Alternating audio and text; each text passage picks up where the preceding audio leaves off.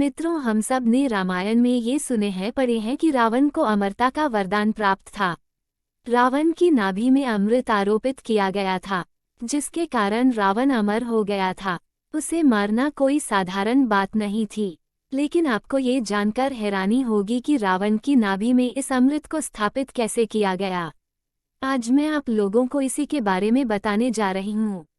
एक समय की बात है, बाली और रावण के बीच युद्ध हुआ, जिसके परिणाम स्वरूप इस युद्ध में महाराज लंकेश को शरीर के अंदरूनी हिस्से में चोट लग गई, जिससे कि लंकापति रावण बहुत ज्यादा बीमार पड़ गया था।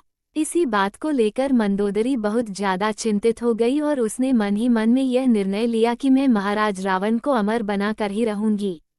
मंदोदरी ने चंद्रलोक जाकर अमृत कलश को चुरा लाने का निश्चय किया। मंदोदरी ने अपने पति को अमर बनाने के लिए अपने माता पिता से सहायता मांगने की सोची। मंदोदरी अपने माता पिता के पास पहुंची और उसने अपनी सारी आपबीती बताई। मंदोदरी के इस कार्य के लिए उसके माता पिता ने भी हाँ कर दी।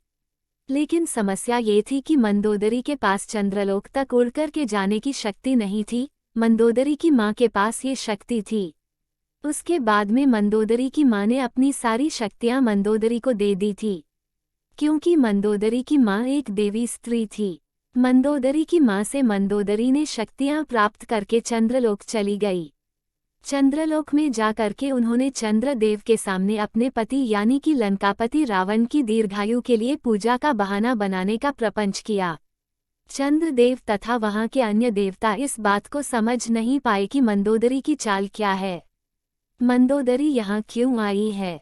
वैसे तो साधारण व्यक्ति इस अमृत कलश के कुंड को नहीं चुरा सकता, क्योंकि मंदोदरी के पिता के द्वारा उसे स्वर्गलोक में स्थापित किया गया था। वह भी बहुत ही चमत्कारिक तथा विद्युत शक्तियों के द्वारा इस कलश को स्थापित किया गया था, जिससे कि कोई भी व्यक्ति इसे नहीं ले जा सके। यदि कोई व्यक्ति आकाश मार्ग से उड़कर भी आता है तो इसके नीचे से बहुत सारी विषैली गैसें निकलती है, जिससे उसकी मृत्यु हो जाती है, और यदि कोई व्यक्ति इसके पास चलकर जाए तो भी उसकी मृत्यु निश्चित होती है, क्योंकि इनके चारों ओर गर्म लावा निकलता रहता है। इसलिए सामान्य मनुष्य के लिए इस अमृत कलश को चुराना कोई साधारण बात नहीं थी। चंद्रलोक का एक नियम है कि चंद्रदेव साल में एक बार अश्विन मास की पूर्णिमा यानी शरद पूर्णिमा के दिन इस अमृत कलश को वहां से निकालते हैं तथा धरती वासियों के कल्याण के लिए कुछ बूंदें धरती पर गिराते हैं। अब मंदोदरी के सामने यह अच्छा मौका था, क्योंकि जिस दिन मंदोदरी गई थी उसके 2 दिन बाद ही पूर्णिमा थी। इसलिए मंदोदरी को अमृत कलश चुराने का अच्छा मौका मिल गया था।